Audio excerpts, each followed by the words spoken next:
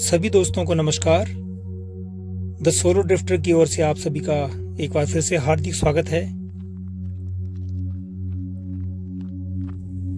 दोस्तों, माउंट करोल यात्रा के पिछले भाग यानी वीडियो के पार्ट 1 में हम जान पाए कि हम किस तरह से माउंट करोल के बेस कैंप तक पहुंच सकते हैं। सोलन से कंडा घाट होकर शनेज गांव तक का सफर हमने गाड़ी द्वारा तय किया था। शनेज गांव को माउंट करोल का बेस कैंप भी कहा जा सकता है। आपको इससे आगे का सफर ट्रैकिंग रूट द्वारा तय करना होगा। हरे भरे खूबसूरत पेड़ों के बीच से होते हुए शनेज से माउंट करोल तक का सफर आप लगभग 1 से 1.5 घंटे के बीच तय कर सकते हैं। यदि सोलन से माउंट करोल तक के ट्रैक रूट की बात की जाए तो दूसरा ट्रैक रूट चंबा घाट से होकर निकलता है, जिसमें लगभग 2 से 3 घंटे का समय लग सकता है।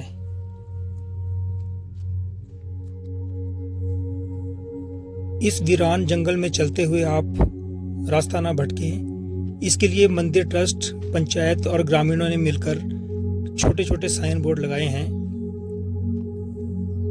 जो आपका मार्गदर्शन करते रहते हैं।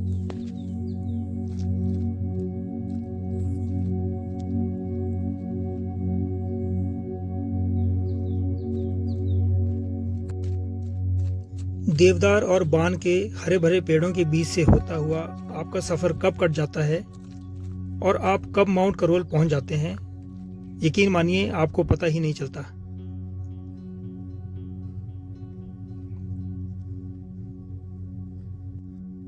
हरे भरे पेड़ों के बीच से होते हुए 1 से 1.5 घंटे के सफर के बाद आप लगभग 7000 फीट की ऊंचाई पर पहुंचते हैं माउंट करोल यानी करोल का टिब्बा।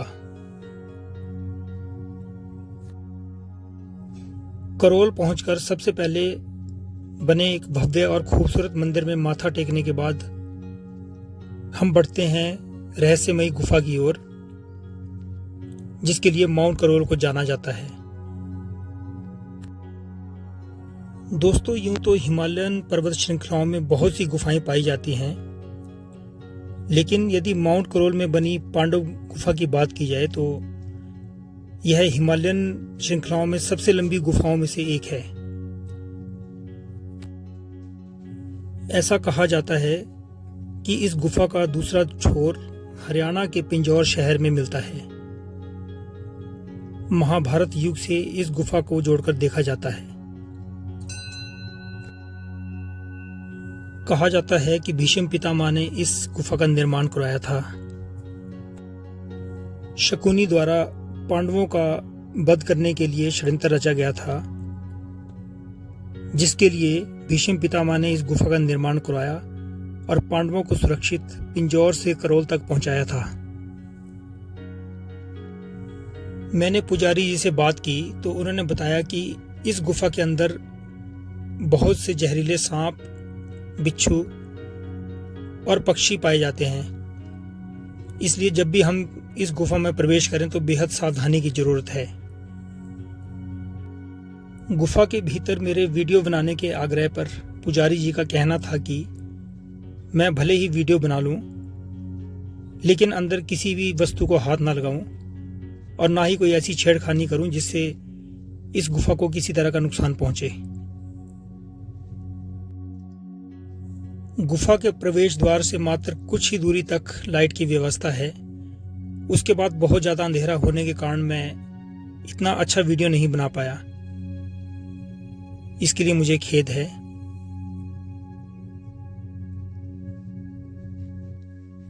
रामायण और महाभारत काल में बनी इस गुफा का आधार 2 भागों में बंटा है।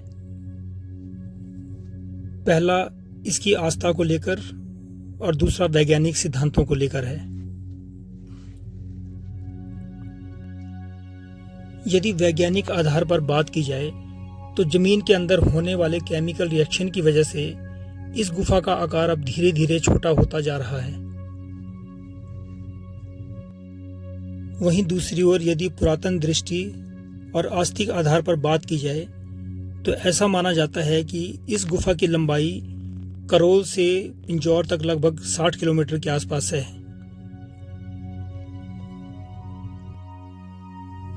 इसी तरह करोल से जुड़े लोगों का यह भी कहना है कि करोल गुफा के भीतर पाए जाने वाले पत्ते और पानी के कुछ अंश पिंजौर में देखे गए हैं।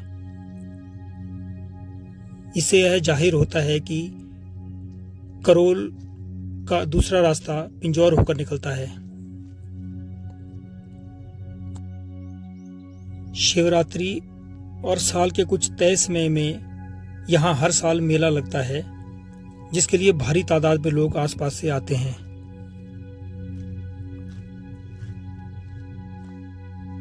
दोस्तों, इसके बाद मैं निकल पड़ा माता काली के मंदिर की ओर, जो माउंट करोल से लगभग 2 किलोमीटर की दूरी पर है और पहाड़ की चोटी पर बसा है।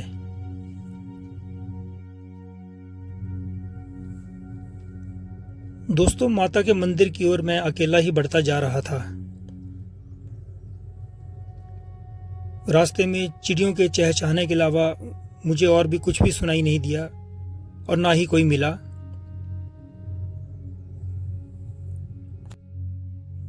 इस वीरान सुनसान जंगल में मुझे थोड़ा बहुत डर भी लगा, लेकिन वो कहते हैं कि आस्था के आगे सब बेकार है। तो मैं लगातार अपनी मंजिल की ओर बढ़ता चला गया और लगभग आधे घंटे के सफर के बाद मैं पहुंच गया काली माता के मंदिर। हालांकि यह मंदिर बहुत ही खूबसूरत है और पहाड़ की चोटी पर बना है, लेकिन दोस्तों मैं उसकी जानकारी नहीं जुटा पाया क्योंकि वहां आसपास कोई भी नहीं था जिससे मैं पूछ सकता। ऐसे स्थान पर आने के लिए आपके पास 2 वजहें हो सकती हैं।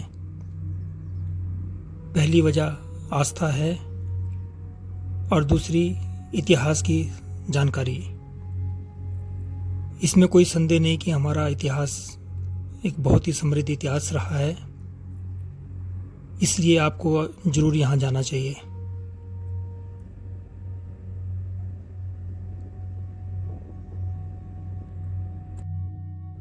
यहाँ मैंने सबसे पहले माथा टेका, माता का आशीर्वाद लिया और उसके बाद थोड़ी बहुत वीडियोग्राफी भी की।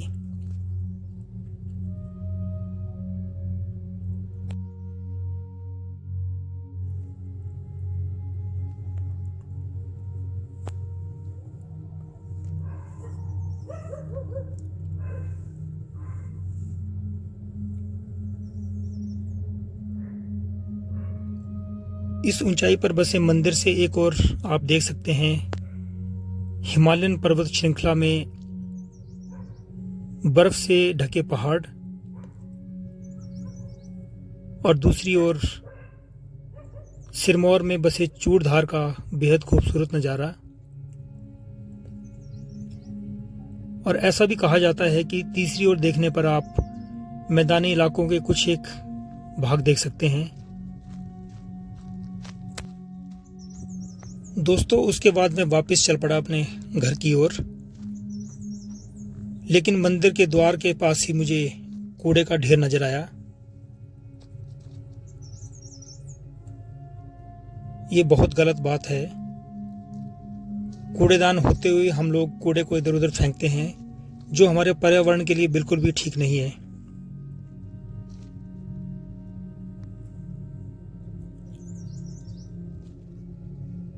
इस पॉइंट से आप एक और गुफा की ओर जा सकते हैं और दूसरी ओर चंबा घाट के लिए ट्रैकिंग रूट है।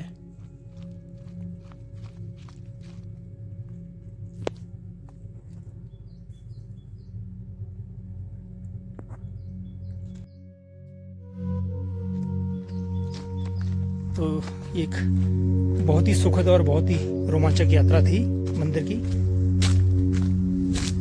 माउंट करोल और माता का मंदिर बहुत ही ज़बरदस्त लोकेशन है और चारों तरफ ग्रीन और पहाड़ के टॉप पर।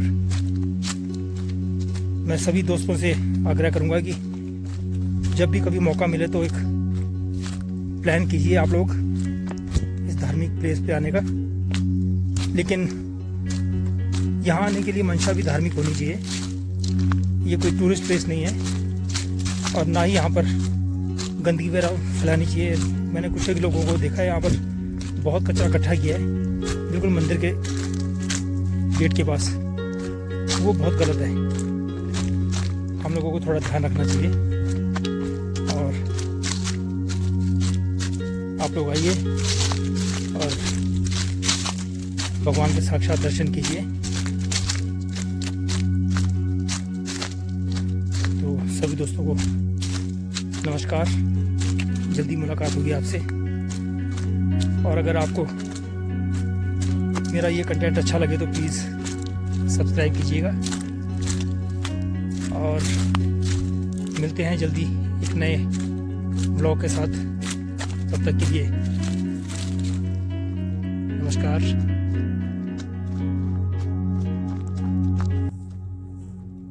दोस्तों, वापसी के लिए मुझे 20 से 25 मिनट का टाइम लगा और मैं जल्द ही अपनी गाड़ी तक पहुंच गया। लेकिन सच कहूं तो यह सफ़र मुझे जिंदगी भर याद रहेगा।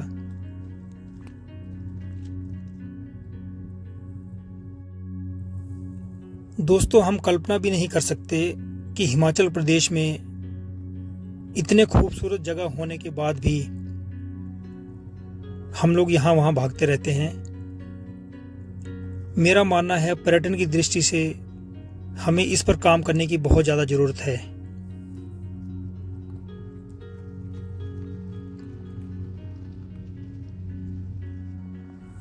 हालांकि इसमें भी कोई दो राय नहीं है कि यह जिम्मेवारी केवल सरकार या प्रशासन और शासन की ही नहीं है।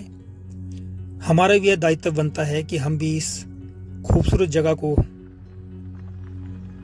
संभालने और अच्छे से रखने में अपना सहयोग दें।